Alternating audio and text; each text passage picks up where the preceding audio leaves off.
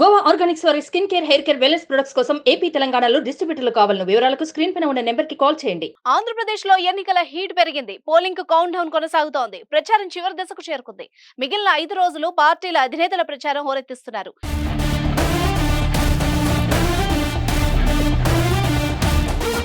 ఇదే సమయంలో ప్రధాని మోదీ ఏపీలో 2 రోజులు ప్రచారం చేస్తున్నారు.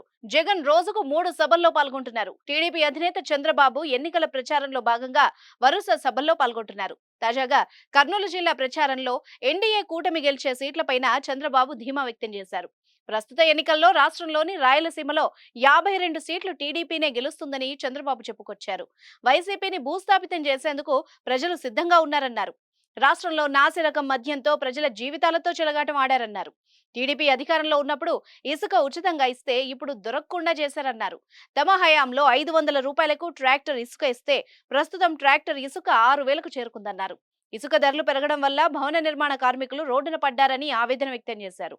జగన్ దోచుకున్న డబ్బు ప్రజలకు చేరాలన్నదే తమ ఉద్దేశం అన్నారు. రైతులు, ఇతర పాస్ పుస్తకాలపై జగన్ ఫోటో ఎందుకని చంద్రబాబు ప్రశ్నించారు.